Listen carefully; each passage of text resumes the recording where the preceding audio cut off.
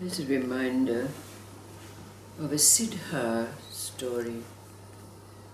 These Siddha stories arise because they're about those souls who were present at the time when the chemistry of Hinduism and the chemistry of Buddhism were merging.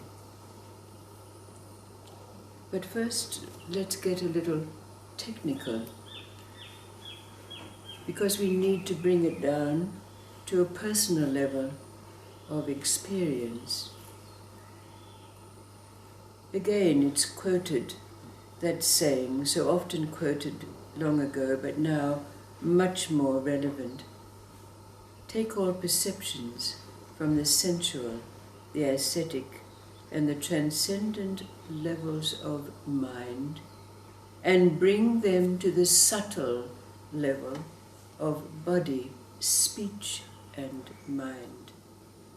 The body of appearance is the speech of vibration, and the mind of awareness, where those perceptions flow down the channels at the side of the spine, the positive, negative, subjective, objective, male, female, where they meet at the base of the spine and rise up as our thoughts and our deeds. So there is this question: what is it that happens at the base of our spine when perceptions, the experiences of life, are taken in at that subtle level of mind and flow down the columns at the side of the spine, now purified, now deconditioned, and meet the base of the spine? What is it that occurs for us? So the story, the Siddha story, about those beings who manifested Siddhis. What are these Siddhis? It is a story about a young boy who was born to a very poor incense seller. And at that early age, his father had to virtually sell him to a farmer, where he became a cowherd.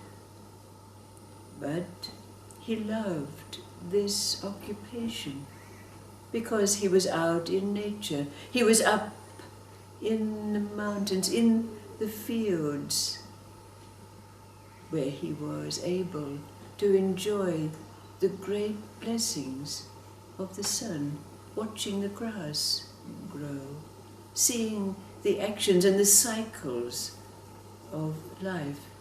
His name was Goraksa. But one day, as he was tending his cows, a great cloud, a great force field of energy came over and manifested itself as the great god Minapa.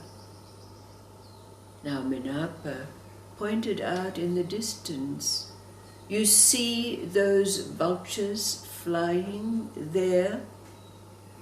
They are waiting for the death of a prince who has been horribly, horribly treated, dismembered, his arms and his legs severed.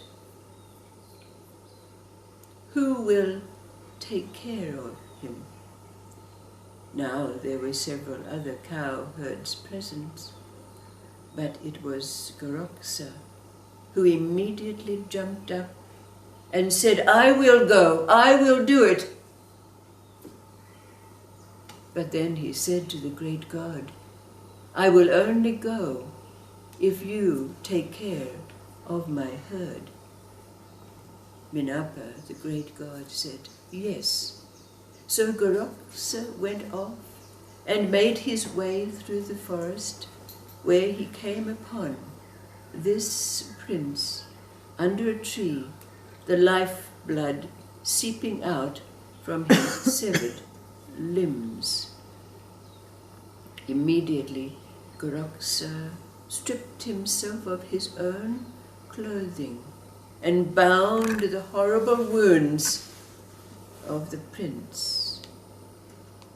And then he returned to Minapa, who had taken care of his flock.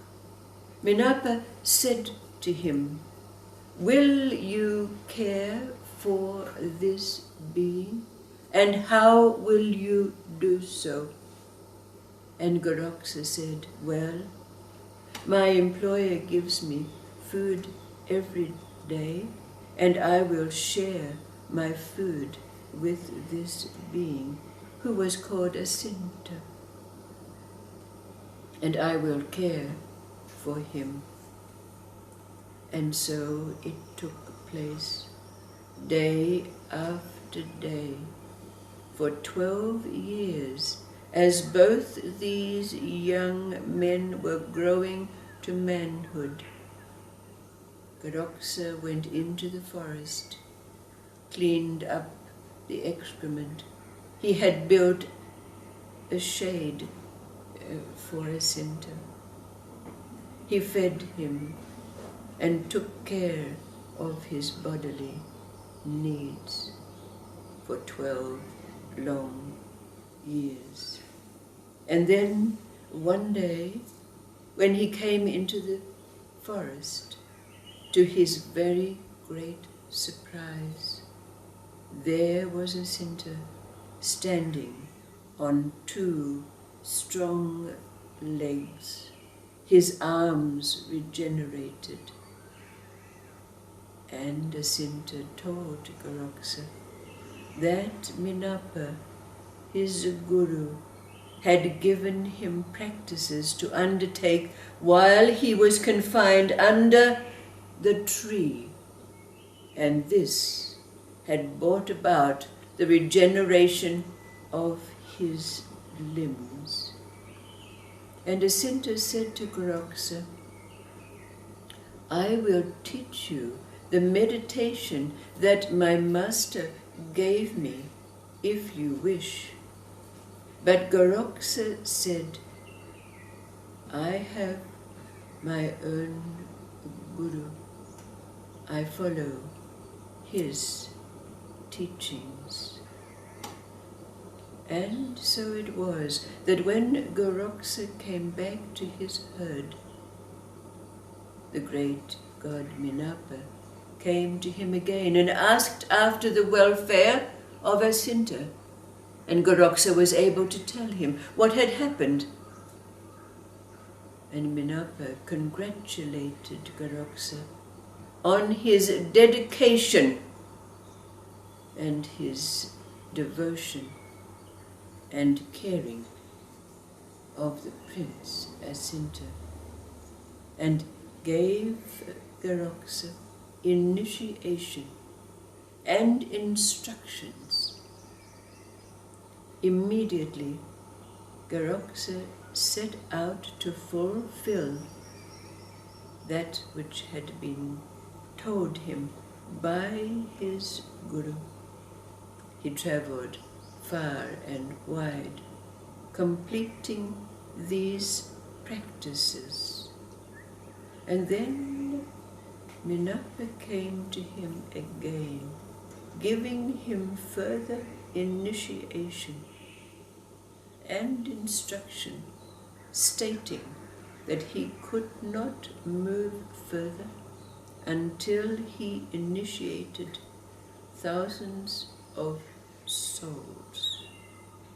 So immediately Garoxa set out to initiate all who came to him willy-nilly, and this offended the great gods. And so his master, Minakpe, came to him and scolded him, saying, "You must only initiate those souls who are karmically ready and willing, coming forth from themselves, not offering to all and sundry the blessing of initiation." So after this, Garoksa used the discrimination and his awareness to recognize those souls who were karmically mature enough to receive the initiation from him. He lived for many, many years, and as all of these stories end, was bodily raised up in ascendancy to the highest realms. We might ask, what has this story got to do with our own physical process occurring in every moment of our lives? Because every moment contains experiences, perceptions which enter into our being. For those who do not live in a state of Satchitananda or unification, they have to go through the process, if they're ready, to bring their perceptions up to a sublime level of awareness before they go down the columns. But for us, these perceptions taken in to a mind that has already merged the 3 dimensions of life and gone through the purification of cleansing those channels at the side of the spine. What is it that happens to those perceptions as they pass through the subjective, objective, male, female columns to arrive at the base of our spine and rise up the column of pure mind, as it's called, to emerge as our thoughts and our deeds? What does this story tell us?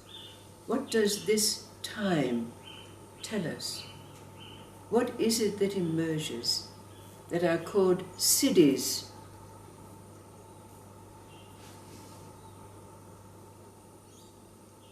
Blessings, even miracles.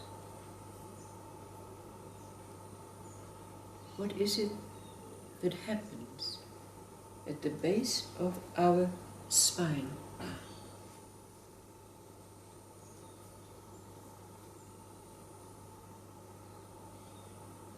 Can you become so intensely, completely absorbed in the perceptions, the experiences of life,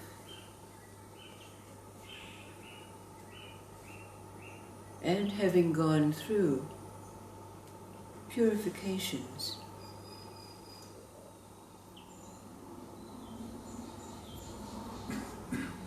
what is it that happens for us? What is it that you recognize?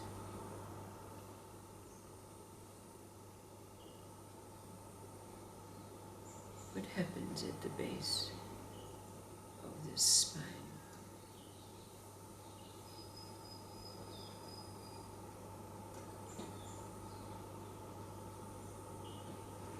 Look to your experiences. Follow the process. It's clearly able to be discerned.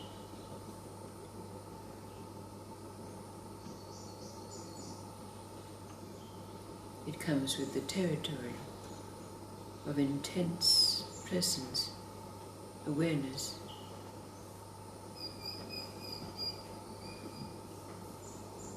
Clarity is there. What is it that happens for us? The spirit